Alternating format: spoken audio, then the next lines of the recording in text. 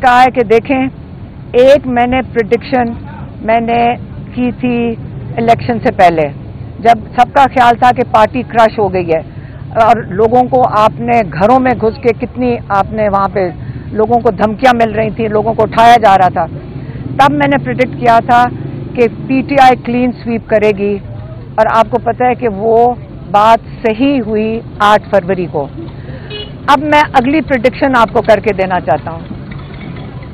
अगली ये है कि अब वो वक्त बड़ी जल्दी से आ गया है और आ रहा है जिस वक्त पाकिस्तान में इन सारी वजूहात की वजह से, इस जुल्म के निज़ाम की वजह से, मईशत की वजह से और जो आपके लोग जो नाइंसाफ़ी की वजह से अब हालात तेज़ी से उस तरफ जा रहे हैं जहाँ पे पाकिस्तान में वही हाल होगा जो श्रीलंका में हुआ, जो बांग्लादेश में हुआ और जो अब थोड़े दिन पहले नेपाल में हुआ है।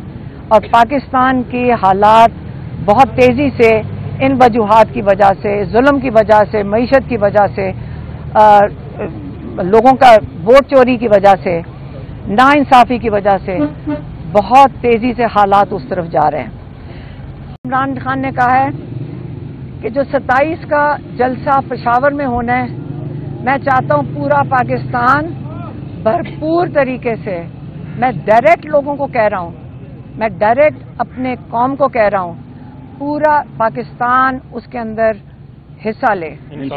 और आप और पार्टी को भी ये भी कहा है कि सारे मुत्तहिद होकर आप फोकस करें 27 के लिए। बस ये उनका पैगाम। मेहरबानी।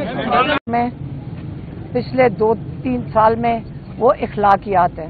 पाकिस्तान में हम एक इस्लामी मुल्क हैं, हमारी एक इस्लामी तर्ज है जिसके अंदर जंग के अंदर भी हमारी सुन्नत है और ये बड़ा क्लियर है कि आपने जंग के अंदर भी औरतों, बच्चों को और बुजुर्गों को आपने बिल्कुल जंग में भी नहीं आप इनके ऊपर ना जुल्म कर सकते हैं, ना इनको जंग का हिस्सा बना सकते हैं। लेकिन पिछले 2 साल से 2.5 साल से घरों को तोड़ा गया है, उसके अंदर औरतों की बेहरमती की गई है, बच्चों को जेलों में डाला गया है, आपने सड़कों पे औरतों को घसीटा है, आपने बुजुर्गों को जेलों के अंदर डाला है। और ये जंग में भी जो चीज़ नहीं होती, जो दुश्मन को भी आप दुश्मन के साथ भी नहीं कर सकते, ये आज आपके अपने लोगों के साथ ये हो रहा है। और आपने इखलाकियात का क्या पाकिस्तान में हालात रहेंगे जब आप जुर्म जिनको कन्विक्शंस हुई हैं, जिनको आपको पता है कि उनके पास चोरी शुदा मैंडेट भी है और पाकिस्तान के ऊपर उनके इक़्तिदार की कोई ढकी छुपी बात नहीं है कि उनका क्या पीछे उनके ऊपर किस किस्म के केसेस थे और किस किस्म के मनी लॉन्ड्रिंग के केस, उनको आपने इक़्तिदार में बैठाया। जब आप वो इक़्तिदार में बैठेंगे तो पाकिस्तान की इखलाकियात भी आप ख़त्म कर रहे हैं, क्योंकि जब औरतों के साथ ये होगा, कहते जैसे हमारी पीटीआई की जो सपोर्ट करती थी उन औरतों के साथ हुआ, जैसे बुशरा बीबी के साथ हो रहा है, जैसे मेरी फैमिली के साथ हो रहा है। ये इसका आप ये एग्जाम्पल लोगों के सामने करना चाहते हैं कि अगर आप लोग डर के घर में नहीं बैठोगे तो ये देखो हम तुम्हारी औरतों के साथ क्या करेंगे। किसी की बीवी को कभी नहीं जेल की। और ये भी कहा कि किसी की बीवी को इस्तेमाल नहीं किया गया कि उनको जेल में डाल के इस्तेमाल किया जाए इमरान खान के ऊपर प्रेशर डालने के लिए। तो ये इमरान खान का पैगाम। खान ने ये पैगाम आसिम मुनीर साहब को डायरेक्टली भेजा है और ये मैं उनका मैसेज आप तक पहुंचा रही हूँ जो इमरान खान ने कहा है। इमरान खान ने कहा है कि आप ने जो जेल में हमारे साथ जुल्म हो रहा है, अगर आप बात बंद कर दें फिर मैं बात कर लूंगी। बंदों को थोड़ा पीछे कर दे मैडम, थोड़ा पीछे कर दे प्लीज। थोड़ी गुंजाइश पैदा कर लो, बात के दरमियान टोक देती। अच्छा, आकर आप जरा चुप रहेंगे फिर मैं पैगाम दे दूं। जी मैम। अच्छा, इमरान खान का पैगाम ये आसिम मुनीर के लिए है।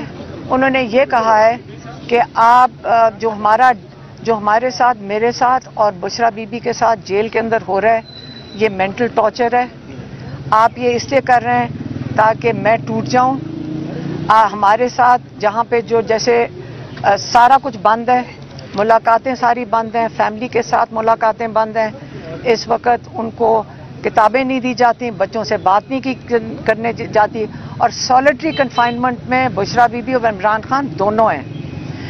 تو انہوں نے یہ کہا ہے کہ اگر آپ کا خیال ہے کہ میں یا بشرا بی بی ٹوٹ جائیں گے، ہم نے لا الہ الا اللہ کلمہ پڑھا ہوا ہے اور ہم نے یہ عہد کیا ہوا ہے کہ یزیدیت اور فرعونیت کے آگے سر نہیں جھکائیں گے کیونکہ یہ شرک ہے. اس لیے اس چیز کو جب تک ہم زندہ ہیں ہم کبھی بھی اپنا سر یزیدیت اور فرعونیت کے آگے نہیں جھکائیں گے.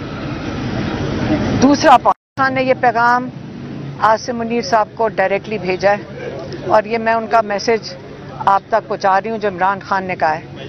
عمران خان نے کہا ہے کہ آپ نے جو ہماری جو جیل میں ہمارے ساتھ ظلم ہو رہا ہے، اگر آپ بات بند کر دیں پھر میں بات کر لوں گی. بندوں کو تھوڑا پیچھے کر کے میڈم تھوڑا پیچھے کر دیں پلیز. تھوڑی سی گنجائش پیدا کر لیں، بات کے درمیان ٹوک دیتے. اچھا اگر آپ ذرا چپ رہیں گے پھر میں پیغام دے دوں. جی میم. اچھا، عمران خان کا پیغام یہ عاصم منیر کے لیے ہے. انہوں نے یہ کہا ہے کہ آپ جو ہمارے ساتھ، میرے ساتھ اور بشرا بی بی کے ساتھ جیل کے اندر ہو رہا ہے یہ مینٹل ٹارچر ہے. آپ یہ اس لیے کر رہے ہیں تاکہ میں ٹوٹ جاؤں. ہمارے ساتھ جہاں پہ جو جیسے سارا کچھ بند ہے، ملاقاتیں ساری بند ہیں، فیملی کے ساتھ ملاقاتیں بند ہیں. اس وقت ان کو کتابیں نہیں دی جاتی، بچوں سے بات نہیں کرنے جاتی، اور سالیٹری کنفائنمنٹ میں بشرا بی بی اور عمران خان دونوں ہیں. تو انہوں نے یہ کہا ہے کہ اگر آپ کا خیال ہے کہ میں یا بشرا بی بی ٹوٹ جائیں گے، ہم نے لا الہ الا اللہ کلمہ پڑھا ہوا ہے اور ہم نے یہ عہد کیا ہوا ہے کہ یزیدیت اور فرعونیت کے آگے سر نہیں جھکائیں گے کیونکہ یہ شرک ہے. اس لیے اس چیز کو جب تک ہم زندہ ہیں ہم کبھی بھی اپنا سر یزیدیت اور فرعونیت کے آگے نہیں جھکائیں گے. دوسرا پوائنٹ کہ جنرل یحییٰ خان نے جب اقتدار، وہ فوج نے یحییٰ خان کو الیکٹ نہیں کیا تھا. فوج کے اوپر جب انہوں نے فوج کا کندھا استعمال کر کے یہ اپنی پوزیشن استعمال کی، انہوں نے یہ سوچا تھا کہ میں اپنا 10 سال اپنا اقتدار لمبا کروں گا، لیکن وہ الیکٹ ہو کر نہیں آئے تھے. لیکن اس کے بعد کیا ہوا، انہوں نے ظلم کا نظام شروع کیا، اور جب یہ اس قسم کی چیز آپ ظلم کرتے ہیں اس کے نتائج دیکھ لیں کہ پاکستان ٹوٹ گیا. اب عاصم منیر صاحب، آپ کو میں یہ کہنا چاہتا ہوں کہ آپ اس وقت فوج نے آپ کو الیکٹ نہیں کیا ہے.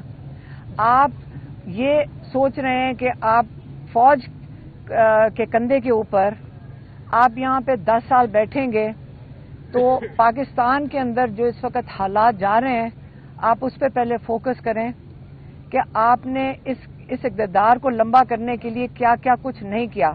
پہلے جمہوریت، پہلے آپ نے 9 مئی کیا جو فالس فلیگ تھا، تاکہ آپ پی ٹی آئی کو اس بہانے سے مکمل طور پہ کرش کر دیں. لیکن جب الیکشن ہوئے تو لوگوں نے، پی ٹی آئی نے الیکشن سویپ کیا.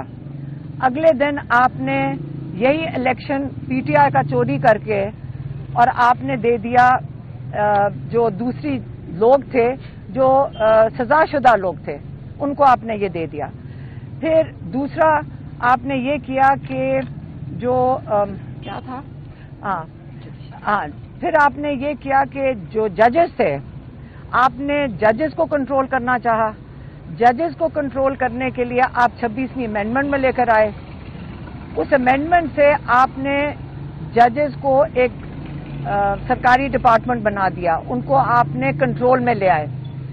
تیسرا آپ نے میڈیا کو مکمل طور پہ آپ نے کنٹرول میں لے آئے. اور بڑے سال لگے تھے کہ ہماری میڈیا آزاد ہوئی، بڑے سال لگے تھے کہ جمہوریت اپنے آپ کو ایوالو کر رہی تھی. اور بڑے سال جب سے پاکستان بنا ہے کہ جوڈیشری بھی اپنے آپ کو ایوالو کر رہی تھی. تو آپ نے یہ تینوں چیزوں کو اس وقت آپ نے بالکل رول آف لا کو ختم کر دیا ہے, آپ نے جمہوریت کو ختم کر دیا ہے, اور آپ نے جو ہیومن رائٹس ابیوز ہے, جو اس وقت پاکستان میں جو ظلم کی آپ نے داستانیں اس وقت کھلی ہوئی ہیں جب سے 9 مئی ہوا ہے, وہ تو سب کے سامنے ہے. چوتھی چیز اس میں جو ہوا ہے پاکستان میں کہ سب سے بڑی چیز ہے کہ اس وقت پاکستان میں سب سے کم انویسٹمنٹ آئی ہے, جو پوری پاکستان کی تاریخ میں سب